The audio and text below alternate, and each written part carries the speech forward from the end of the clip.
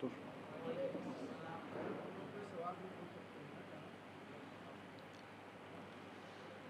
سوال کے لیے تو ہم نے گروپ بنایا ہوا ہے، اس پر سوال کریں جتنے بھی کرنا ہے۔ آپ ہیں اس میں ایڈ؟ اس میں کر سکتے ہیں سوال، وہ سوال ہی کے لیے کر لیجئے گا آپ سوال، درس کے بعد سوال کر لیجئے گا آپ۔ نحمدہ ونصلی ونسلم علی رسولہ الکریم۔ ان اللہ وملائکتہ یصلون علی النبی یا ایہا الذین آمنوا صلوا علیہ وسلموا تسلیما۔ اللہم صل علی سیدنا شفیعنا حبیبنا مولانا محمد وبارک وسلم۔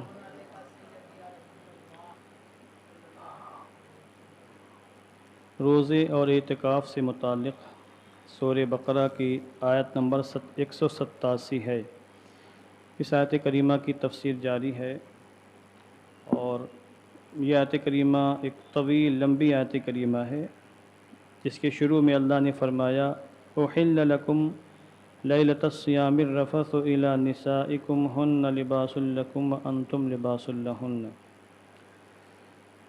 اور اس کے شان نزول میں نے عرض کیا تھا کہ ابتدا میں جب روزے کا حکم نازل ہوا تو رات میں مغرب کے وقت سے پہلے تک کھانے پینے کی اجازت تھی، اور شوہروں کے لیے اپنی بیویوں سے ہم بستری کرنے کی اجازت تھی، مگر اگر کوئی شخص سو جاتا یا عشاء کا وقت داخل ہو جاتا تو پھر نہ کھانے پینے کی اجازت تھی اور نہ شوہر کے لیے اپنی بیوی کے پاس جا کر اسے تعلقات قائم کرنے کی اجازت تھی۔ صحابہ کرام پریشانیوں میں مبتلا ہوئے تو اس آیت کریمہ کے ذریعے سے رمضان میں رات میں شوہروں کو اجازت دی کہ اپنی بیویوں کے پاس وہ جا سکتے ہیں۔ اس کو میں نے اس سے پہلے بیان کیا ہے۔ اس کے بعد آگے اللہ نے فرمایا فَالْآنَ بَاشِرُوهُنَّ وَابْتَغُوا مَا كَتَبَ اللَّهُ لَكُمْ۔ اب تم اپنی بیویوں سے صحبت کرو، مباشرت کرو، ہم بستری کرو، یعنی اب کر سکتے ہو، پابندی ختم، اور اسے تلاش کرو جسے اللہ نے تمہارے لیے لکھ دیا ہے۔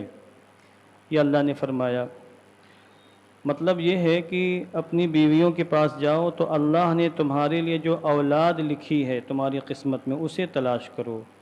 یعنی ایک طریقہ بتا دیا کہ بیوی سے ملاقات کا مقصد صرف اپنی نفس کی خواہش کی تکمیل نہ ہو، بلکہ مقصد یہ ہو کہ اس کے ذریعے سے اللہ مجھے نیک صالح اولاد عطا فرمائے، اور اسی مقصد کے لیے شادی کرنا عبادت ہے، بندگی ہے۔ اور اگر کوئی صرف اور صرف اپنی خواہش کی تکمیل کے لیے، قضاء شہوت کے لیے شادی کرتا ہے تو پھر وہ صرف جائز ہے، وہ عبادت نہیں ہے۔ عبادت تبھی ہے جبکہ مقصود نیک صالح اولاد کا حصول ہو۔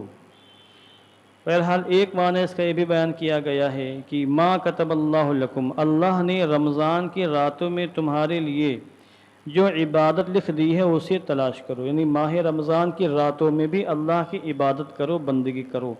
اس آیت کریمہ کا ایک معنی یہ بھی بیان کیا گیا۔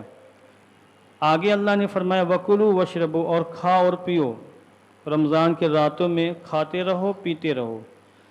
ایک صحابی تھے سرما بن قیس رضی اللہ تعالیٰ عنہ، دیہاتی کسان تھے، وہ کھیتی باڑی کرتے تھے۔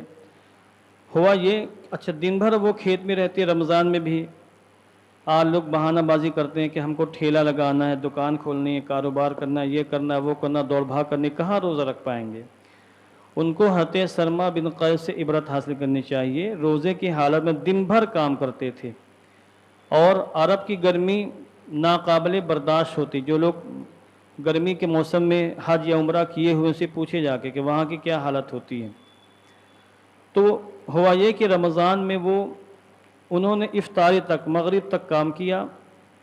مغرب کے ٹائم گھر پر آئے، اپنی بیوی سے کہا کھانا لاؤ، روزہ کھولنا ہے، ٹائم ہو رہا ہے۔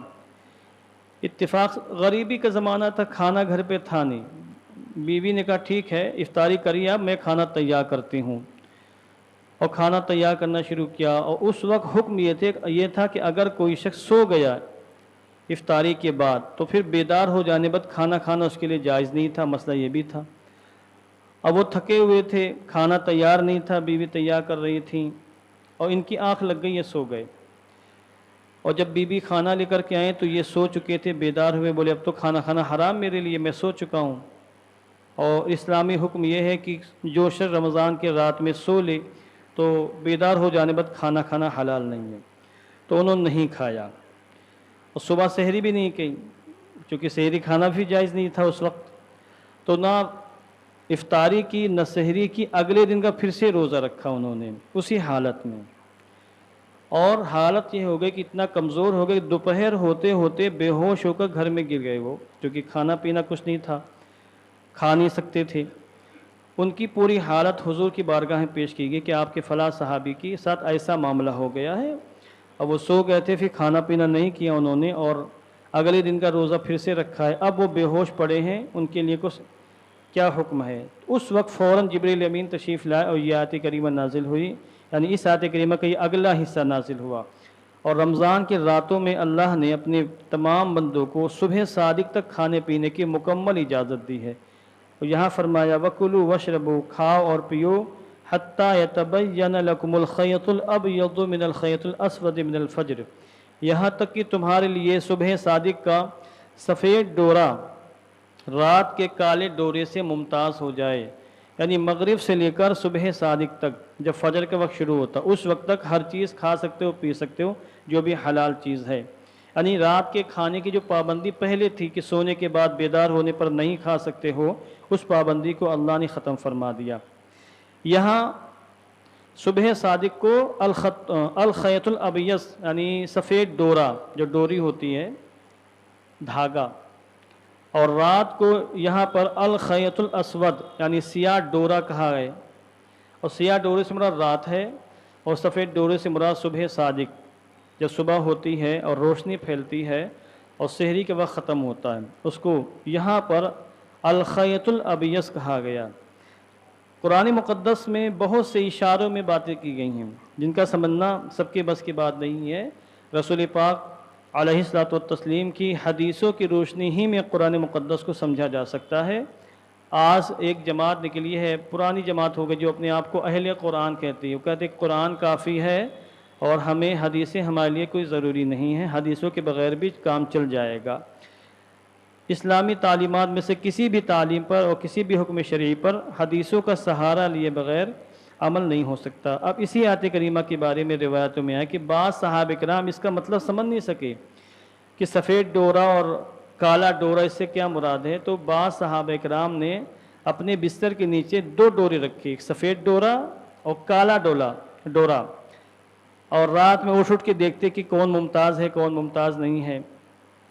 عجیب بات ہے بالکل، یعنی آیت کریمہ کے بالکل ظاہری جو میننگ تھی وہ لیا انہوں نے، وہ سمجھ نہیں پائے۔ ان کا واقعہ حضور کی بارگاہ میں بتایا گیا تو حضور مسکرانے لگے اور کہا کہ ارے نادان، یہاں پر سفید ڈورے سے مراد صبح صادق ہے اور سیاہ کالے ڈورے سے مراد رات کا اندھیرا ہے، رات کی تاریکی ہے، اس کا ظاہری معنی مراد تھوڑی ہے۔ قرآن مقدس نے اشاروں میں کلام کیا۔ تو اب یہاں پر پرمیشن دی گئی کہ رات میں مغرب کے بعد سے لے کر جب افطاری کا وقت ہوتا ہے اس وقت سے لے کر صبح صادق تک کھانے پینے کی مکمل چھوٹ ہے، جتنے بار کھانا چاہیں کھائیں، مگر ہمیں اپنے پیٹ کا بھی لحاظ کرنا چاہیے، زیادہ کھانے پینے سے پیٹ بھی خراب ہو سکتا ہے۔ یہاں ایک مسئلہ یہ ہے کہ صوم وصال رکھنا درست ہے کہ درست نہیں۔ اگر آج کوئی طاقتور انسان ہو اور روزے رکھنے کے اس کے پاس طاقت ہو، وہ سوچے ہم افطاری اور سحری کے بغیر روزہ رکھیں گے، 2 دن کی روزے رکھیں گے، یعنی ہم افطاری سحری کریں گے پھر 2 دن کے بعد افطاری کریں گے یا 3 دن کے بعد افطاری کریں گے، بیچ میں نہ سحری نہ افطاری، اس کو صوم وصال کہتے ہیں۔ لگاتار کھائے پیے بغیر روزے رکھنا، کیا ایسے روزے رکھنے کی اجازت ہے یا نہیں ہے؟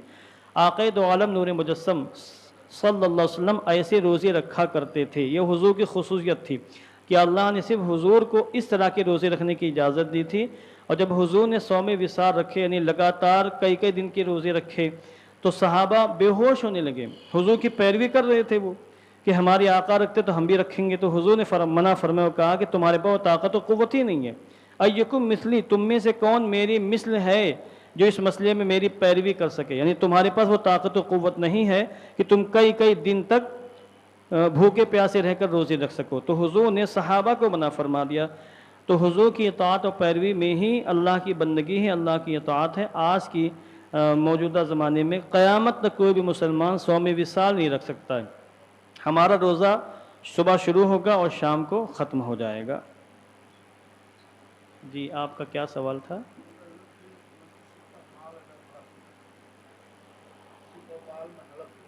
हाँ। हम्म। हम्म। हम्म। हम्म।